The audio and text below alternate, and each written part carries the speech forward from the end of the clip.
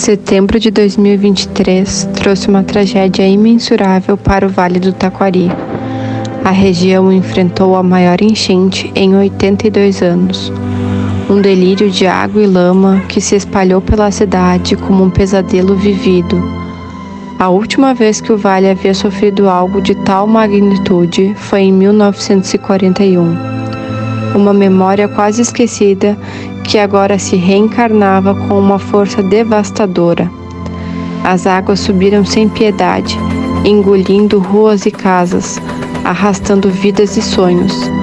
As imagens de 1941, com seus escombros e desespero, pareciam agora uma sombra distante diante do sofrimento atual. A enchente de 2023 revelou a fragilidade das esperanças e a crueldade das forças naturais.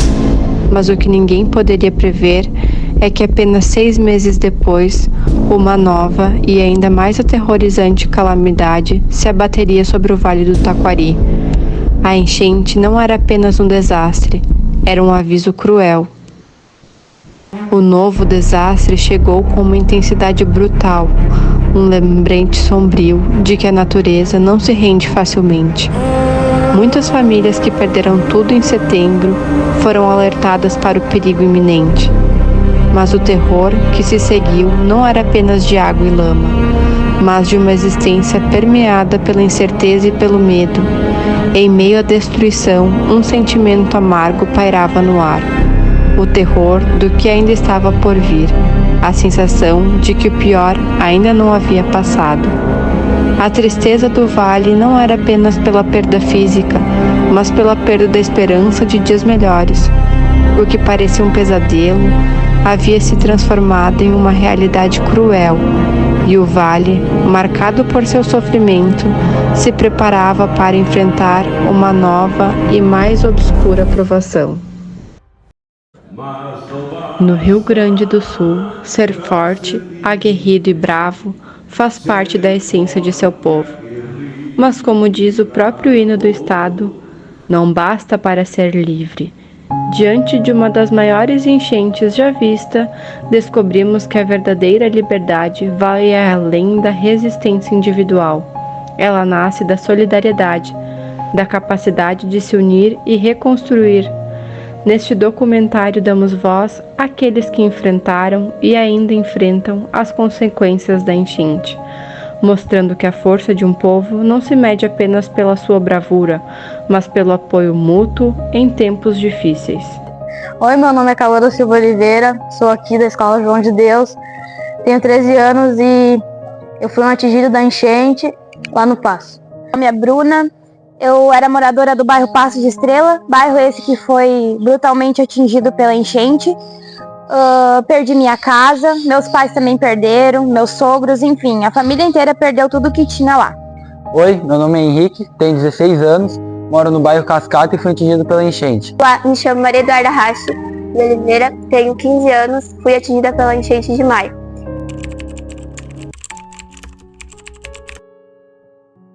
Meus maiores desafios foi sair de casa, ver todos meus amigos da rua, parentes, vizinhos, indo embora. Meus avós quase morreram, tapou a casa, ficaram em cima do telhado.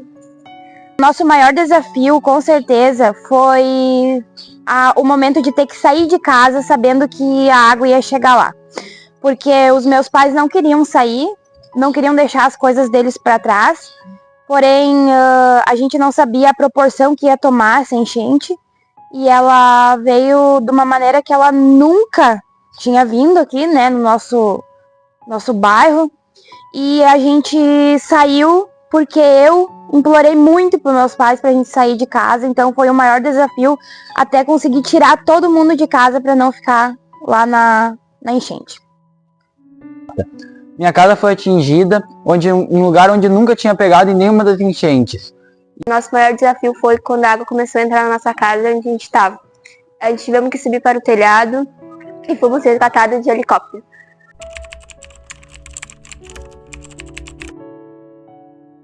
E daqui para frente é só isso. Bom, o que eu vou dizer como a gente planeja seguir a vida? é difícil, né? Porque tudo que a gente tinha se perdeu e ficou lá. Então, hoje a gente luta com a ajuda das pessoas. A gente conseguiu comprar um terreno e hoje a gente pede ajuda, então, para reconstruir, porque tudo que a gente tinha a gente perdeu. Então, começar do zero de novo não é fácil. A gente ter que comprar terreno, pagar aluguel, viver e construir, não tem condições. Então, a gente pretende, aos poucos, seguir a vida, né? E tentar reconstruir o nosso lar de novo. E agora a gente pretende voltar para Cruzeiro e poder ter nosso lar de volta.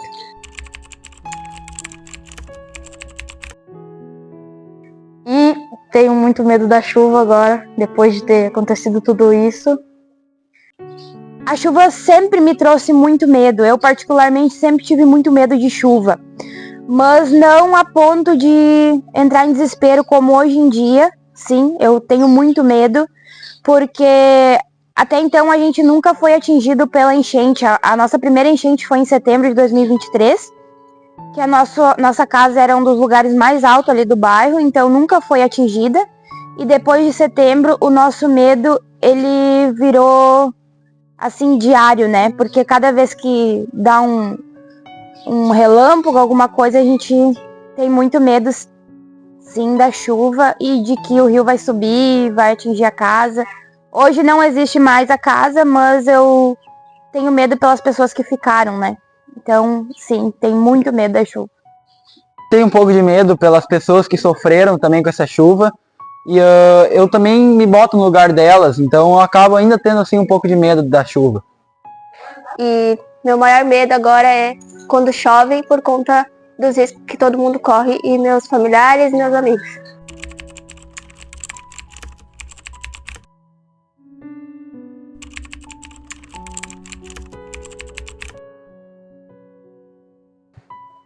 Eu fui convidado para falar sobre os gaúchos, sobre o heroísmo do povo gaúcho. Eu sou o Davi, pastor Davi, e entre o pessoal que estava fazendo o resgate, eu estava junto. Eu não pude me acovardar, não que eu tivesse coragem.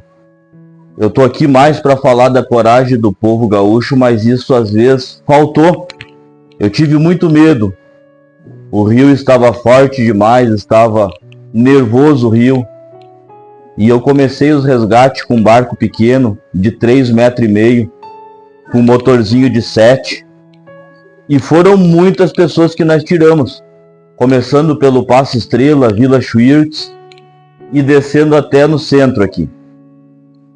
Depois eu me uni com os bombeiros e continuamos os resgates. Isso para vocês é importante, né? Fazendo aquela região ali perto do Canivete ali, aonde nós colocamos mais de 220 pessoas numa olaria. Passamos a madrugada toda, foram 30 horas resgatando pessoas. Mas herói eu não considero que eu seja. Herói eu considero que seja aquelas pessoas que ficaram agarradas em árvores, aquelas pessoas que lutaram durante muitas horas pelas suas vidas, alguns em cima das casas, alguns vendo as casas ser levadas, que não olharam tanto para os bens financeiros, mas lutaram pelas vidas. Durante a manhã eu me lembro que eu estava numa região ali, depois da curva do Canivete, tinha aproximadamente de 30 a 40 pessoas, e alguém chegou para mim, pessoas que eu considero herói, e disse para mim levar primeiro as crianças deles. Eu fui com o barco cheio de criança, e essa pessoa disse para mim, tudo que eu tenho na vida está no teu barco. Eu falei para eles, eu cuido deles com a minha vida. Essas pessoas eu considero herói gaúcho.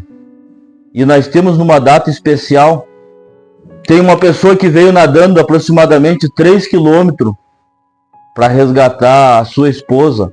Ele veio nadando para dizer que a esposa dele estava perecendo, aonde nós podemos prestar socorro.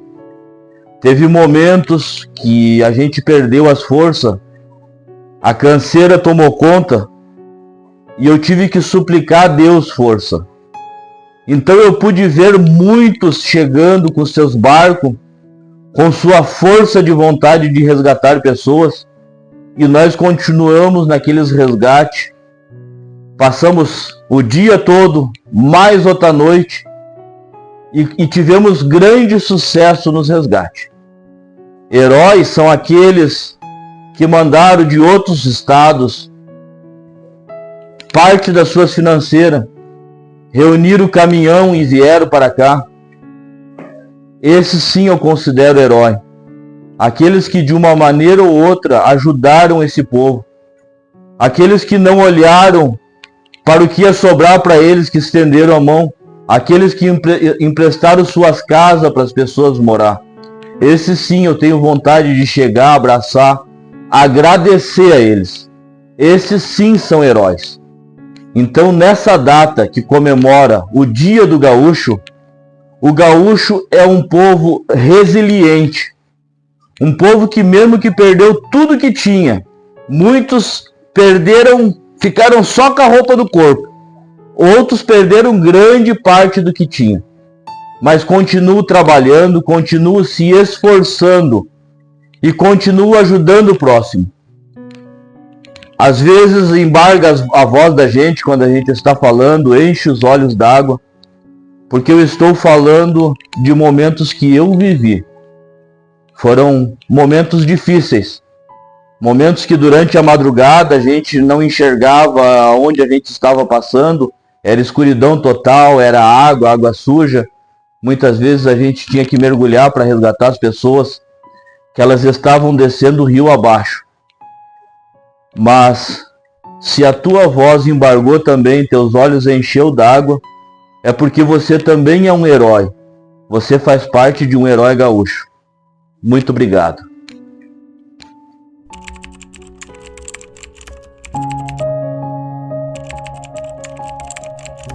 Eu sou o padre Ezequiel Perim, sou pároco aqui da paróquia São Gabriel Arcanjo, de Cruzeiro do Sul. Estou aqui nesta paróquia há um pouco mais de 2 anos e meio, e desde que estou aqui já vivenciei 2 grandes enchentes. A primeira foi a de setembro do ano passado, e a segunda, então, a grande enchente de maio. E conversando com as pessoas, acompanhando esta realidade, sempre a nossa paróquia ela se colocou à disposição para servir, para ajudar, para acolher e também para conversar com as pessoas e ter um trabalho de proximidade. E claro, as pessoas no Padre, elas buscam o aconchego de Deus, buscam a fé, buscam a esperança, buscam uma boa palavra. Então, claro que era perceptível as realidades que temos na vida espiritual das pessoas. Algumas, com fé, com perseverança, conseguiam olhar para o futuro, mesmo diante da realidade difícil de sua vida. Outros, com mais dificuldade. Passado esse tempo da enchente, eu vejo que nós temos muitas coisas bonitas para serem celebradas. Pessoas que estão construindo suas casas, pessoas que nos ajudaram. Enfim, temos coisas que têm que ser celebradas e talvez não reclamar tanto, porque senão o pessimismo vai também nos levando para o fundo do poço. Diria o seguinte: tenhamos fé, tenhamos esperança, tenhamos caridade. E cada um de nós, fazendo a sua parte, é possível reconstruir, é possível melhorar toda esta realidade. Façamos a nossa parte e Deus fará dele. Tem uma frase de uma santa, Santa Teresinha, que ela dizia assim: é 100% Deus, 100% nós. Então, se nós somos o nosso 100%, Deus também fará o dele. Que o bondoso Deus abençoe a todos e não deixe o desânimo tomar conta. Que no nosso coração tenha sempre ânimo para seguir adiante. Vamos reconstruir Cruzeiro do Sul e vamos deixar nossa cidade bonita de novo.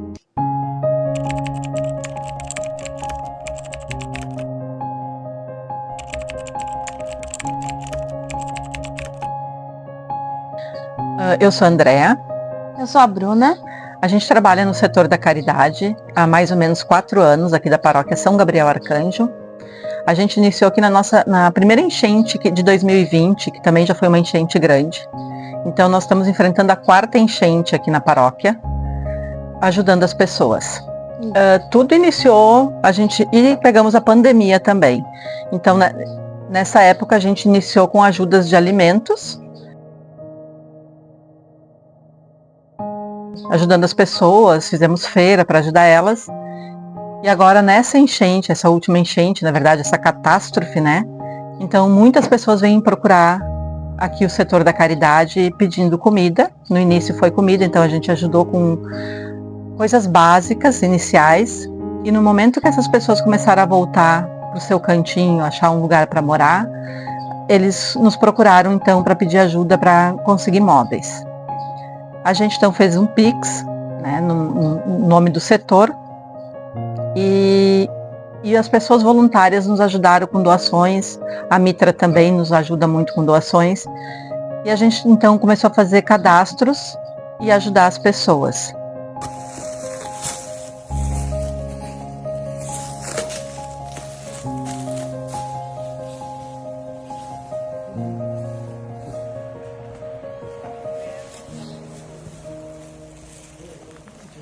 Então, só complementando o que a Andrea disse, o brechó já existe há 4 anos e eu comecei a ajudar como voluntária aqui no brechó devido a uma situação que eu passei em 2021. Meu marido teve internado com Covid, ele ficou 90 dias na UTI e naquela época ele era o único de carteira assinada, eu era estagiária do município, a gente foi demitida, então a gente não tinha renda nenhuma.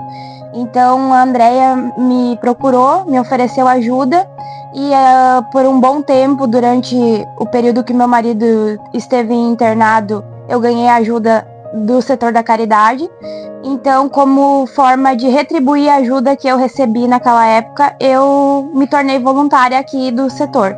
Hoje eu trabalho aqui há 3 anos e também fui assolada com a enchente, perdi minha casa e também recebi a ajuda novamente aqui da caridade com móveis para retornar a nossa vida. Então, por isso, hoje eu ajudo aqui no setor da caridade.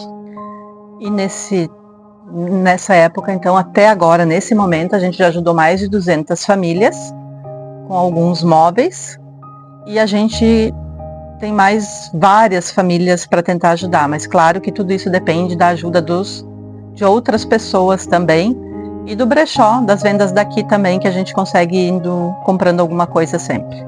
Então o brechó ele funciona assim, né? A gente vende e toda a venda é revertida em ajuda para as pessoas que necessitam.